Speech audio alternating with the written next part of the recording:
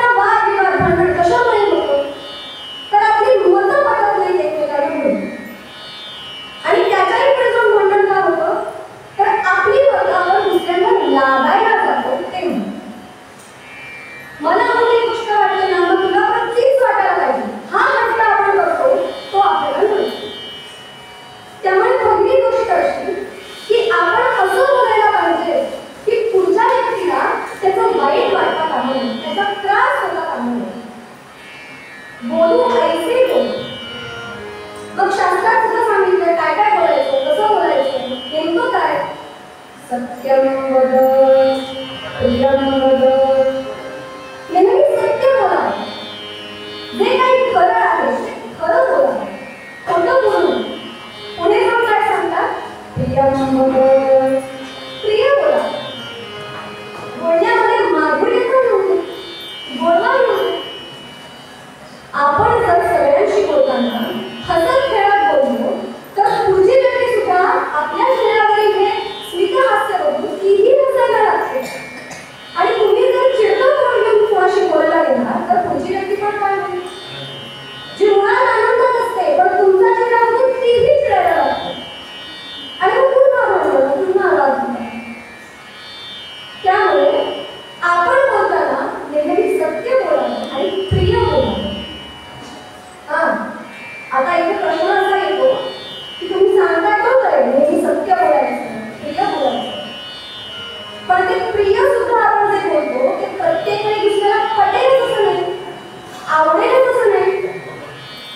इथेही असा लक्षात घ्यायचंय, जे काही सत्य कटू असतं की जी व्यक्ती प्रसिद्ध आहे त्यामध्ये सुद्धा बदल करता येतो.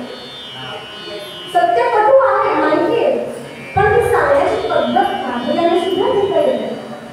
त्याचा एक छोटासा दृष्टांत म्हणतो. आता ते कसं तर ऐका. पूर्वीची गोष्ट आहे ना, आत्ताचीच नाही. पूर्वीच्या काळी राजे राज्य करत होते, आपल्या सर्वांनाच ठाऊक. या एका राजाच्या राज्यामध्ये एकदा ज्योतिषी आला. आता पण ते फेड आहे, कोणी ज्योतिषी आहे असं कळलं आणि प्रत्येक जण त्याच्याकडे जातात. माझी पत्रिका बघून काय म्हणलं, भविष्यात काय म्हणाल, प्रत्येक जण करतो. तसाच राजाला मोह झाला. या राजाच्या दरबारात ते ज्योतिषी आहे. राजाला तो आवडला नाही आणि आपला हात त्या राजाने त्या ज्योतिषाला दिला आणि म्हणाले, बघ मला जरा माझ्या हातावर काय लिहिलं, माझ्या भविष्यात काय घडणार ते मला सांग बरं जरा. अर्थात राजाने प्रत्येक सांगितलं म्हटल्यावर ज्योतिषी पण हात बघू लागला आणि त्यानं जे बघितलं ती गोष्ट आता हा ज्योतिषी राजाला सांगू लागला. काय हे भविष्य, तुमचं भविष्य चांगलं काही वाटत नाही. तुमच्या कुटुंबातले जे लोक आहेत ते तुमच्या आधी मृत्यूला जास्त होईल. तुम्हाला तुमच्या घरच्यांचा मृत्यू समोरून बघावा लागेल. काय हे तुमचं आयुष्य. आता हे ऐकल्यानंतर त्या राजाला राग. अहो पुन्हा नाही लागेल. तुला मला जरी एका ज्योतिषाने सांगितलं की तुझ्या घरच्यांचा मृत्यू तुला बघायला लागेल आणि तू एकटीच राहशील तर राग नाही राहिला. राजालाही राग आला आणि त्या राजाने त्या ज्योतिषाला तुरुंगामध्ये टाकलं. काही काळानंतर ही गोष्ट त्या राजाच्या महामंत्र्यांपर्यंत पोहोचली. महामंत्र्याने विचार केला आणि विचार करून ज्या जेलमध्ये तुरुंगात त्या ज्योतिषाला ठेवलं होतं त्या ज्योतिषापाशी तो महामंत्री आला आणि म्हणाला, महाराज अहो ते असं काय भविष्य सांगितलं तुम्ही.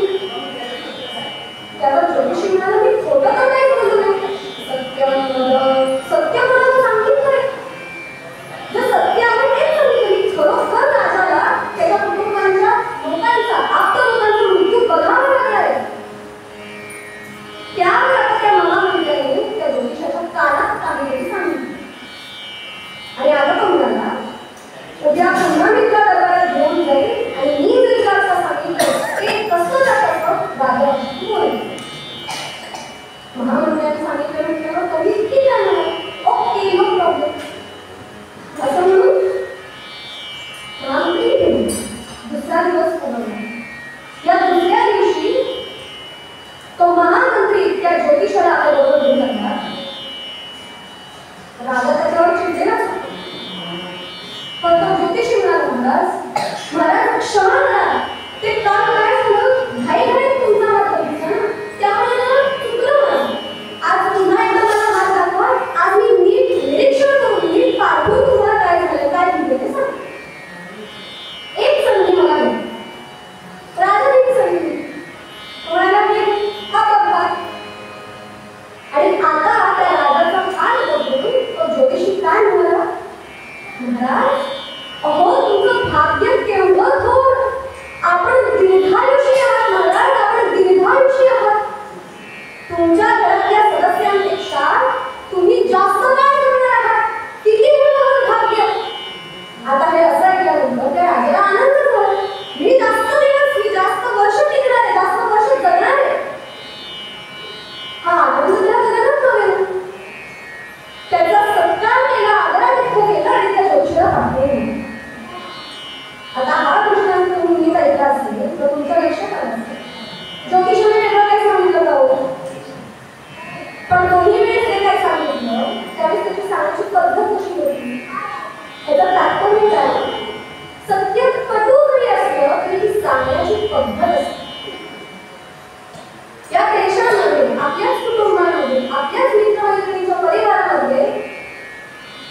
पहिला नियम जर आपण पाळला तर किती भांडणं कमी होतील, किती गैरसमज, किती मतभेद कमी होतील याचा विचार करा.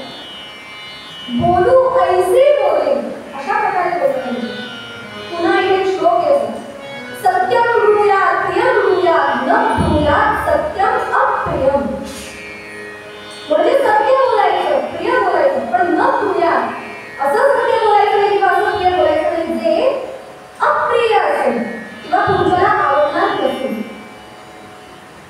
असं आपल्या शास्त्रातच सांगितलं. त्यामुळे बोलू ऐसे बोले जेणे बोले विठ्ठल बोले. आपलं बोलणं इतकं मधुर, इतकं गोड असायला हवं की त्या विठ्ठलाने सुद्धा बोलायला हवं. अर्थात नामदेव महाराजांच्या कीर्तनात प्रत्यक्ष पांडुरंग नृत्य करायचं एवढा अधिकार काय आपल्याकडे नसतो. मग विठ्ठल डोलतोय की नाही हे आपल्याला कसं कळलं? त्याचं वर्णन केलेलं. जे जे भेटे भूता ते ते मानिते भगवंता.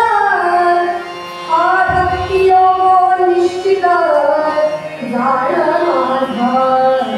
जय जय रघुवीर समर्थ. काय सांगितलं? जे जे भेटे भूत ते ते मानिते भगवंत. जे जे भूत आपल्याला भेटतायत अर्थात भूत म्हणजे पिशाच न तो गैरसमज काढून टाक. भूत म्हणजे या चराचरामध्ये जे काही आपल्याला दिसतंय, ज्यामध्ये प्राणी असतील, मनुष्य असतील, कीटक असतील, झाडही असतील, झाडांची सुद्धा संवाद करतात बरं. आणि अगदीच फार म्हटलं तर जास्त गरजेची सांगायची गोष्ट म्हणजे आपले लोक.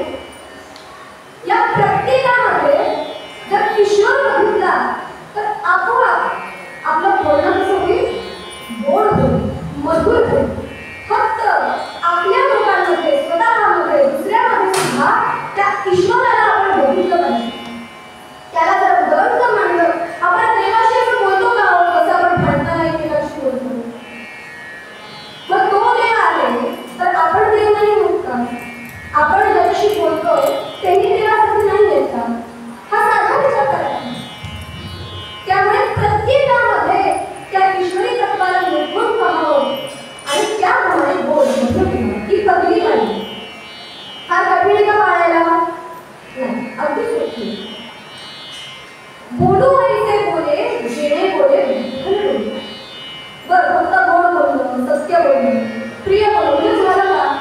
तर नाही. पुढची पायरी नामदेव महाराज सांगतात, प्रेम सर्वांगाचे ठाणी. वेगवेगळ्या प्रकारचं प्रेम आपल्याला पाहायला मिळतं. शिष्याचं बरोबर असणारं प्रेम हे शिष्याच्या अभ्यासावरून कळतं. अशा प्रकारे प्रेम हे वेगळ्या वेगळ्या प्रकारे करतात. पण बऱ्याच वेळा प्रेम व्यक्त होताना तळतळाटाने जास्त व्यक्त होतं. वास्तविक प्रेम व्यक्त होत असताना ते प्रेमानेच व्हायला हवं, तळमळीने व्हायला हवं. तळमळ केव्हाही चांगली, पण तळतळाट हा वाईट. त्यामुळे कुणाला तळतळाट देऊ दिलं आणि कुणाला तळतळाट देऊ सुद्धा. दुसऱ्याला वाईट वाटेल असं बोलू नका आणि दुसऱ्याला कसं ऐकून पण नाही. त्याला सांगताना शांतच सांग, गोड शब्दात, मधुर शब्दात. त्यामुळे सरकारच्या ठिकाणी म्हणजे फक्त माझ्या घरच्यांबरोबर मी चांगलं वागू आणि बाहेरच्यांबरोबर एवढं प्रेम म्हणजे कसं नीट वागू. बरेच जण प्राण्यांवरती दगड वगैरे फेकण्याचं काम करतात किंवा लाथ मारतात. मग तुम्ही मंदिरामध्ये येऊन देवाला पुजता आणि बाहेर जाऊन इतर प्राण्यांना, इतरांना त्रास देता, इतरांना म्हणण्यापेक्षा आपल्या घरच्यांना सुद्धा. कारण चराचरामध्ये प्रत्येकामध्ये ईश्वर आहे असं आपण बघितलं. मग तो मंदिरात ते तुम्हाला पावेल का? घरचाच देव तुम्हाला पावेल का? आणि म्हणून की सगळ्यांकडे बघताना प्रेम सर्वांगाचे ठाई आणि वाचे विठ्ठल रघुनाथ. मनामध्ये त्या विठ्ठलाचं नाम घेणं आणि ज्या क्षणी हा नामजप आपण सुरू करू आपोआप आपल्या बोलण्यामध्ये शांतता, माधुर्य, आपल्याला येणार. वेगळा आणावा लागत नाही. पुढे काय सांगताय? नाचू कीर्तनाचे रंग